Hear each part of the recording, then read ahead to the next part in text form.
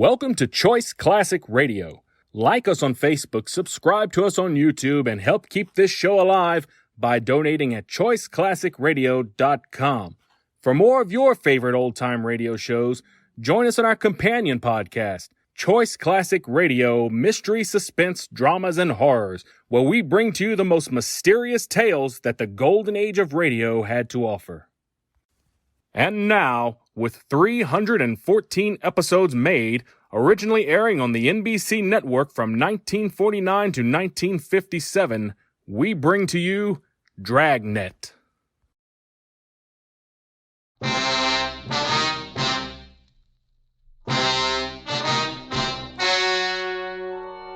story you are about to hear is true. Only the names have been changed to protect the innocent. Fatima Cigarettes, best of all long cigarettes, brings you Dragnet.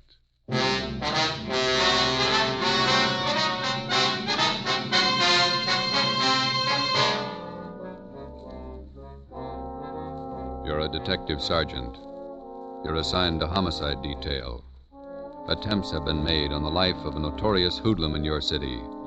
His death could mean an open gang war. Your job, stop it. If you want a long cigarette, smoke the best of all long cigarettes. Smoke king-size Fatima. Fatima is the long cigarette, which contains the finest Turkish and domestic tobaccos, superbly blended to make Fatima extra mild. And that's why Fatima has a much different, much better flavor and aroma than any other long cigarette. That's why Fatima has more than doubled its smokers coast to coast. So enjoy Fatima, the best of all long cigarettes. It's wise to smoke extra mild Fatima. It's wise to smoke extra mild Fatima.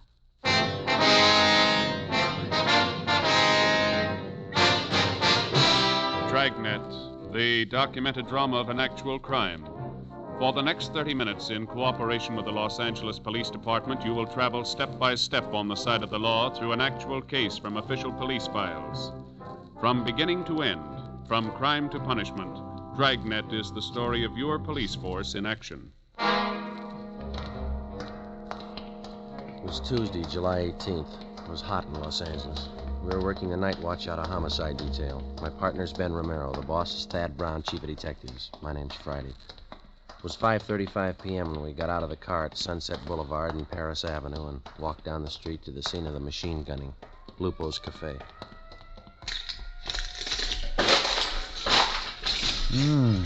Look at that, Joe. Yeah. Ripped out the whole front of the place. Yeah. Hi. Yes, sir. Romero and Friday, homicide. Oh, I'm Sheldon from Hollywood Division. Taylor and I picked up the call in our car. Nobody hurt. What's the story? Just a second. It's Captain Elliott. Hold it a minute, will you, Sheldon? Hi. Hi, Captain. Not much of it left. Sheldon here was in the cruiser car. He'll fill us in.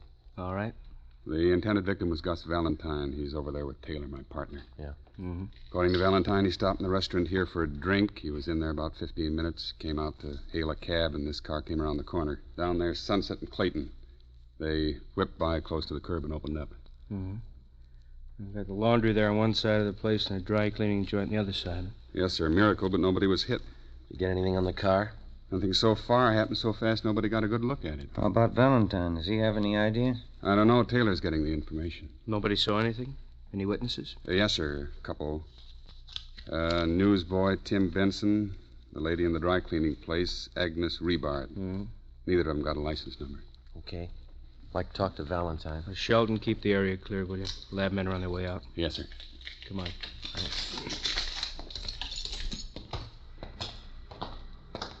No, I told you I haven't any idea. Green Fort sedan, that it? Yeah. Elliott, Central Homicide. Yes, sir. This is Mr. Valentine, the intended victim. Yeah. This is Sergeant Friday, Sergeant Romero. Sergeant Friday, how are you? Fine. It's been a long time. Finally got out of the uniform, huh? 7 years ago. Who was it, Gus?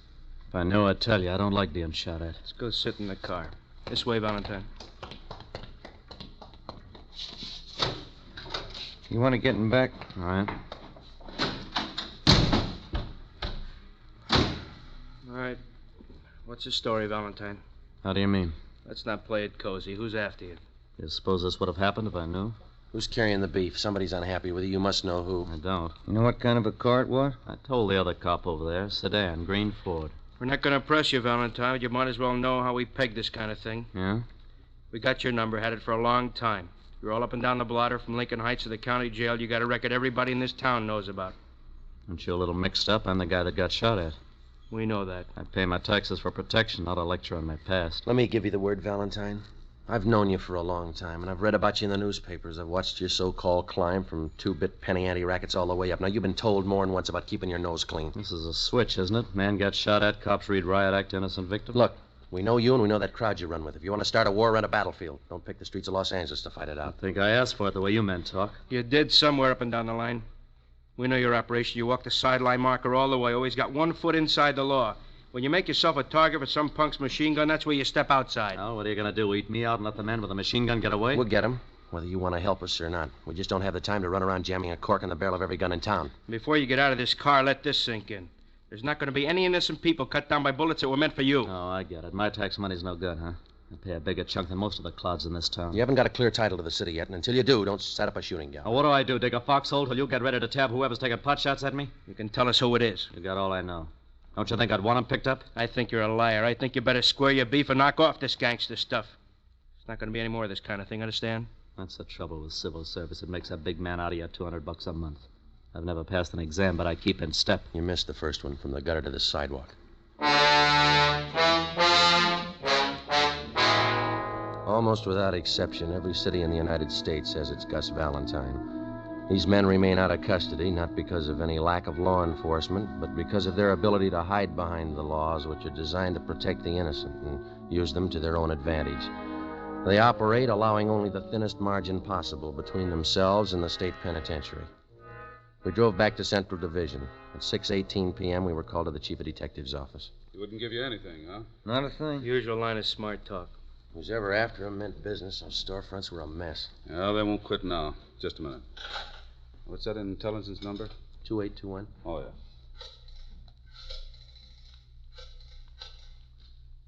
Miss Brown, Captain White gone home? No, ask him to come up to the office, will you, please? Thanks. If they do manage to tag Valentine, it could cause a pretty sour mess. He's got enough flunkies around to parlay it into a fair-sized shooting war. Seen him started on less. Was there any chance of pulling Valentine in until things simmer down? No chance. We got nothing on him. Nothing we can prove. He's got a few boys close to him. Maybe one of them could tell us.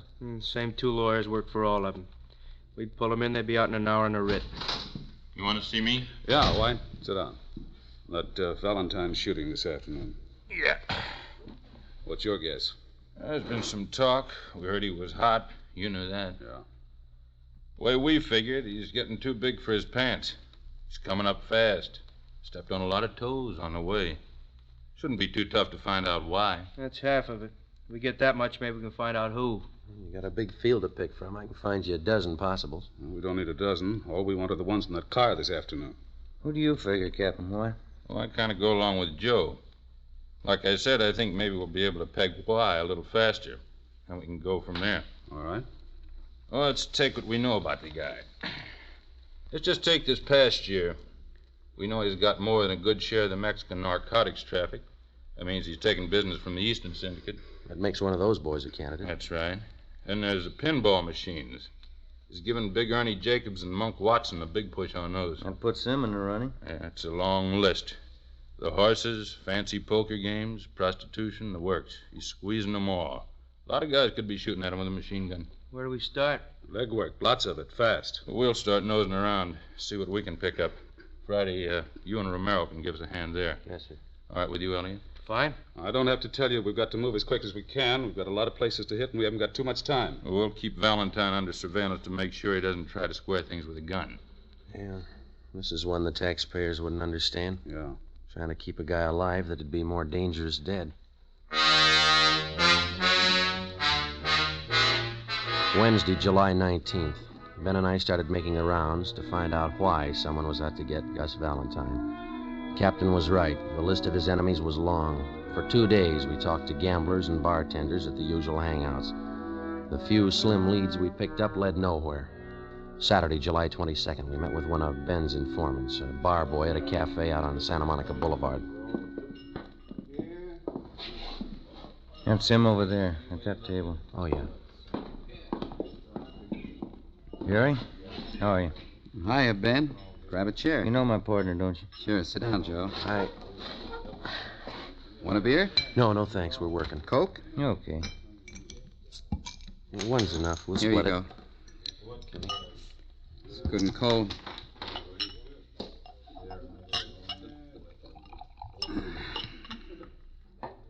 Doctor cut me down 1 beer a day. It's a spot on a hot day, don't it? Yeah. What about Valentine? What about him? You hear anything since I phoned you? A couple of things. Word's getting around he's a welcher. Horses? I don't know. Big money. Hasn't paid off yet. Who does he owe? I can give you the name of one of them. Sal Tapper. I don't know him.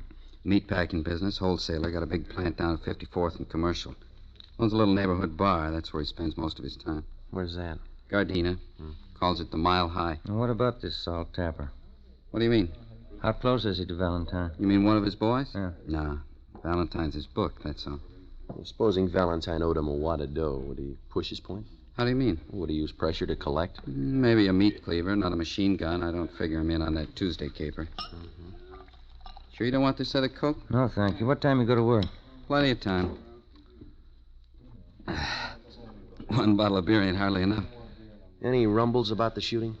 How do you mean? Anything worth repeating? Oh, everybody says the same thing. He's got it coming. Who is everybody? The homeowners, neighborhood Joes. They got it all pegged. What's the popular guess? A dame. Well, that's about it, huh, Jerry? That's about it. What's your guess? Fresh out, I don't know.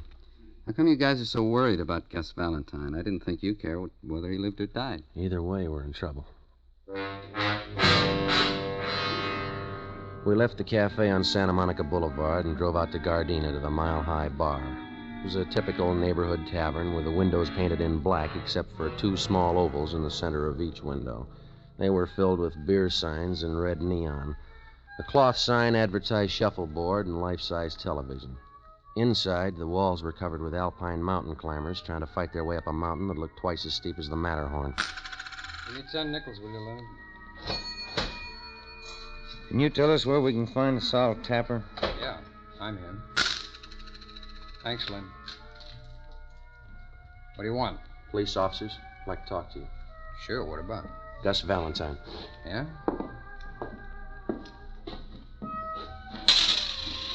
He owes me money. Is that all you've got against him? As much as he owes me, that's enough. It's a real tough machine to beat. How much money does he owe you? Enough. How long has he been booking for you? I didn't say he was booking for me. No, we did. About 2 years.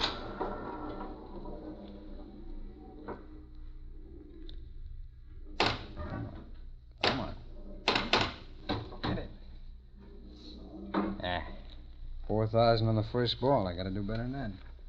Where were you Tuesday afternoon? At the packing house. Can you prove it? Would I say it if I couldn't prove it?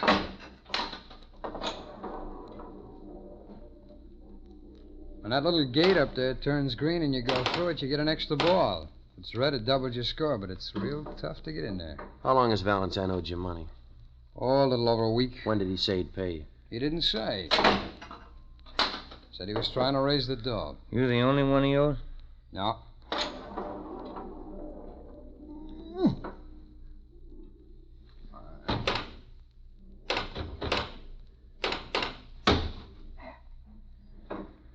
There's a couple of more guys in town. You know who they are? No. How do you know he owes somebody besides you? I heard. Did he say why he hasn't paid up?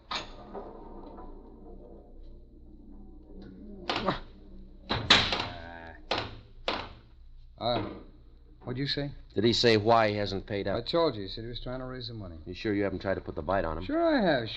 I want the dough. But I didn't gun him. Somebody did. Yeah, I know. It wasn't me. You had a reason. So a lot of people. Yeah. We're looking for the one with the machine gun. Well, I can't help you there. Oh, come on. Oh. Get in there.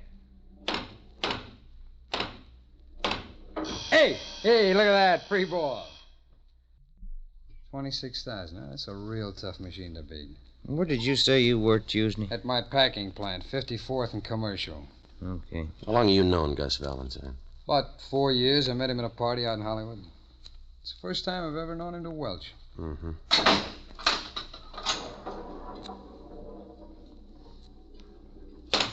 In there. Now.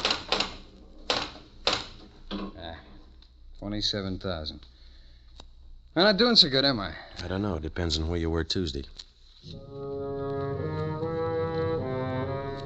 12:30 p.m. We talked with the superintendent of Tapper's meatpacking house. He told us that Sol Tapper had been there all day when Gus Valentine was shot at. We talked to several employees of the plant. They corroborated his story. We checked Tapper out and found him to be a fairly respectable businessman who gambled a great deal on the side, but we felt reasonably sure that he had no part in the shooting. We knew that if we could run down the others to whom Valentine owed money, we'd be closer to finding out why he was being shot at and eventually get to the right man. 1:45 p.m. Ben and I went upstairs to the 8th floor of the city hall, the lunchroom. We had a sandwich and coffee. Too close to dinner to have a piece of that pie, isn't it? Yeah, I'd say so. Hand me another napkin, will you? Yeah. Here. Thank you. Think you'd do any good to talk to Valentine again? Maybe. I doubt it. He's not going to tell us anything. I figure we're on the right track. A lot of reasons why he might be a target, but this welching business, that's new to him. Could be. You Sergeant Friday? That's right. Telephone. Wait a minute, I'll go with you. I'm finished. No, you got the check. I'll get the tip. Oh, all right.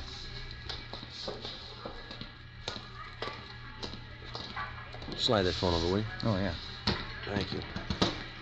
Friday. Elliot, come down to Chief Brown's office right away. Yes, sir. Let's go.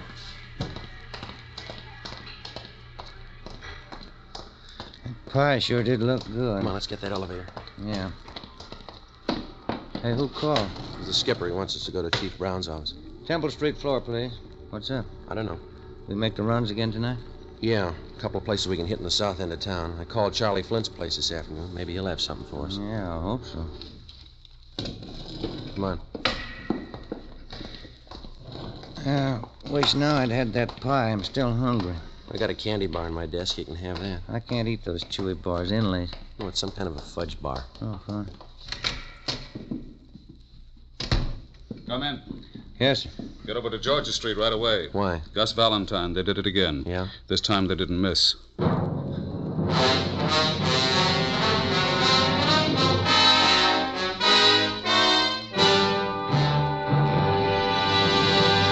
You are listening to Dragnet for the step-by-step solution to an actual police case. Here, step by step, are the reasons why Fatima has more than doubled its smokers from coast to coast. Step 1. The name Fatima has always stood for the best in cigarette quality. Step 2. Long cigarette smokers discover Fatima has a much different, much better flavor and aroma. Step 3. Long cigarette smokers find Fatima extra mild. Fatima is the long cigarette which contains the finest Turkish and domestic tobaccos superbly blended to make Fatima extra mild. And that's why more and more smokers every day agree it's wise to smoke extra mild Fatima. It's wise to smoke extra mild Fatima. Yes, the name Fatima on that golden yellow package is your insurance of an extra mild smoke. So enjoy king-size Fatima, the best of all long cigarettes.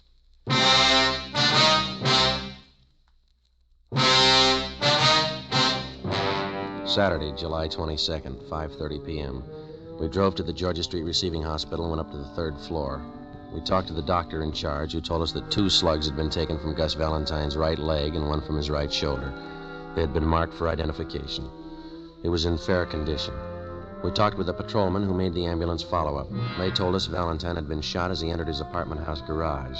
There were no eyewitnesses. We went in and talked to Valentine. You told the officers that the guy who shot you was on foot. Yeah. Who was it? Couldn't tell. You haven't any idea who it could have been? No. You don't expect us to swallow that again, do you? I don't care either way. Why don't you pay up what you owe? What do you mean? You owe some big money you haven't paid off. Where'd you get that? That's the word going around. Looks to us like you either pay up or get shot up. Did I ask for advice? No, and here's something else you didn't ask for. Twice in 1 week you've been mixed up in shooting scrapes. We told you the city doesn't belong to you. I don't claim ownership. Now listen, we've been over this before, and this is the last time. Don't push us any courage. We know you talk big and you haven't got the guts to go along with it. Yeah, sure. Now come on, who's shooting at you? I know your phone number. I'll call you if I need help. I'll take care of this myself. Valentine, the first time you pull a cap gun, we're going to sit on you. If there's any retaliating, we'll do it. I'm tired of sitting like a duck on a pond. Then tell us who's gunning for you. That's between me and them. I'll meet them when I'm ready. All right. We're through talking. When we get to the bottom of this and find out who's been doing all the shooting, we'll have an answer. And if we find out you've been withholding evidence, it's going to go hard for you, understand? Yeah, sure. Now leave me alone. Come on, Jim. Yeah. I better call the office.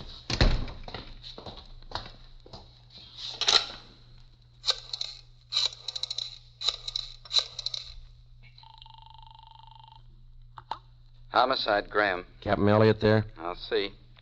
Captain, will you take 2? Elliot, This is Friday, checking in on the Valentine thing. what's the story? Couldn't get anything out of him. He isn't hurt bad. Right leg and shoulder. All right. Here's something you can run down. Yeah?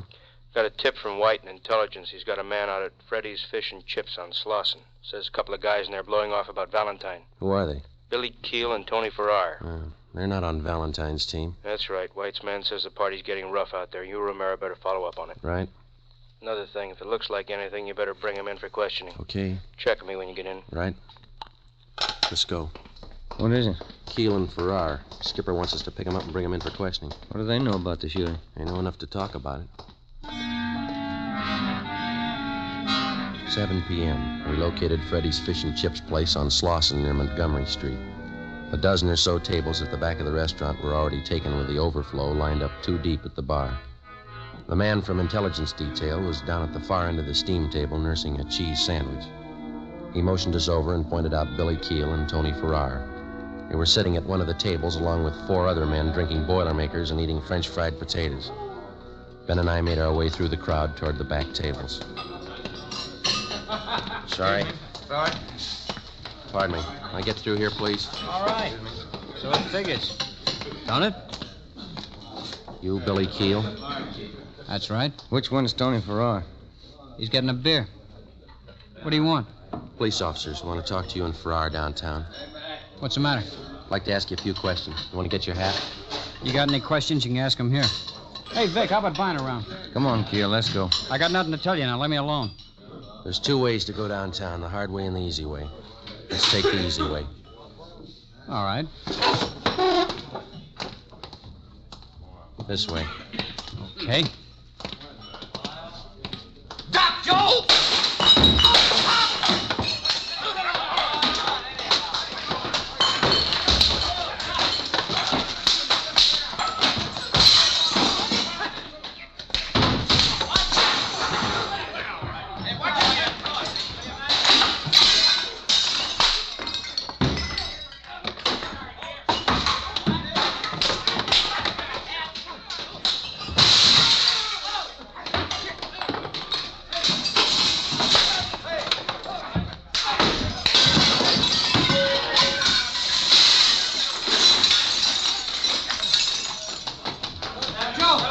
Joe, I got Farrar. Keel's going out the back way. I'll get him. All right, wait a minute, you. Let go of me. All right.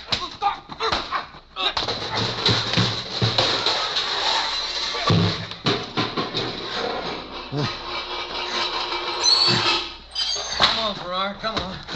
You all right, Joe? Yeah. You're bleeding pretty bad. Yeah, I know. Let's get him to the car. Look at your suit. It's ripped to pieces. My wife's gonna kill me.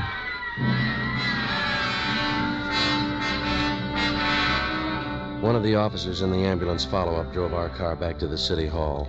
Tony Farrar and Billy Keel were taken to Georgia Street Receiving Hospital for emergency treatment. We went in the same ambulance. Ben had a broken index finger, a 2-inch cut in his scalp, and a deep gash in his right thigh.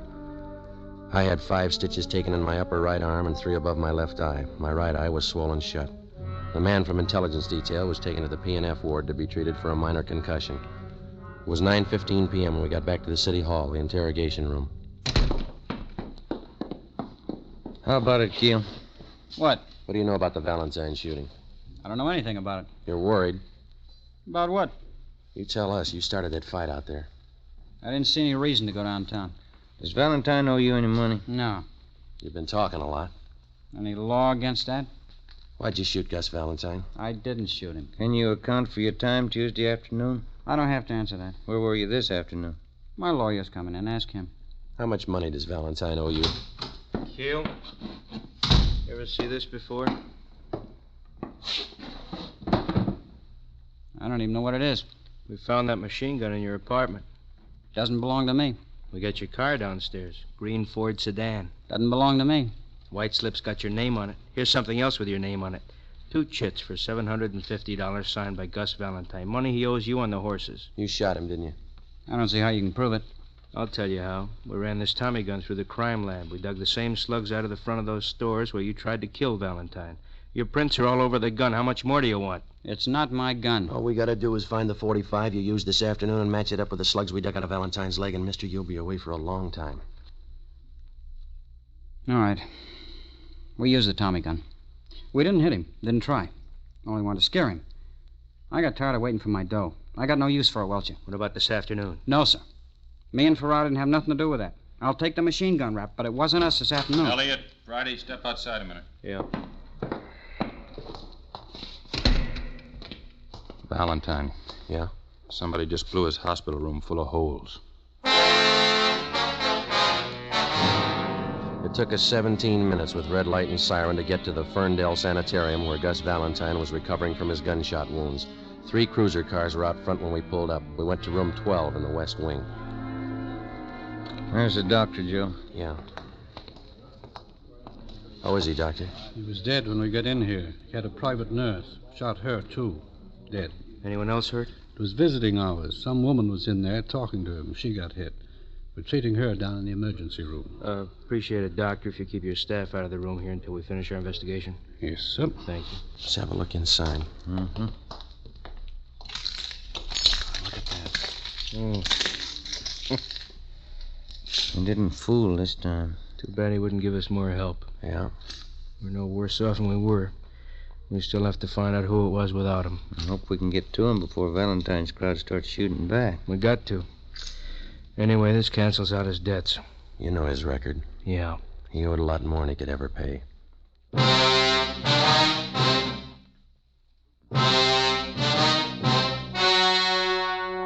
The story you have just heard was true. Only the names were changed to protect the innocent. On October 26th, trial was held in Superior Court, Department 97, City and County of Los Angeles, State of California. In a moment, the results of that trial. It's amazing how many long cigarette smokers are changing to Fatima.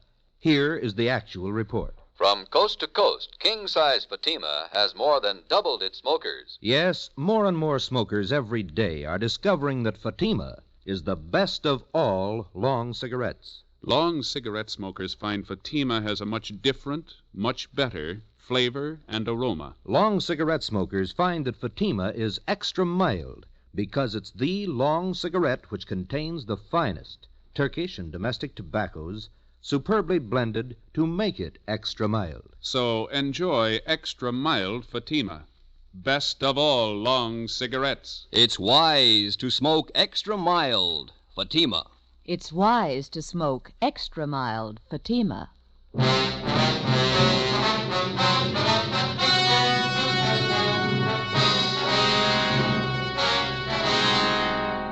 Billy Keel and Tony Farrar were tried and convicted of assault with intent to commit murder. They were filed on by the federal authorities, Bureau of Alcohol and Tax Unit, for the illegal possession of a machine gun and were found guilty in federal court.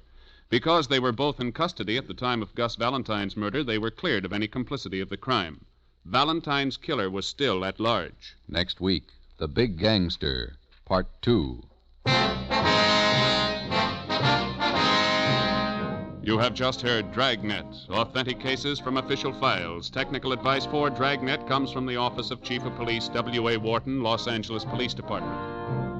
Today, the American Red Cross is carrying on a campaign to finance one of the greatest programs in peacetime history. Give now to the Red Cross. Fatima Cigarettes, the best of all long cigarettes, has brought you Dragnet, portions transcribed from Los Angeles. Tomorrow, hear The Halls of Ivy on NBC.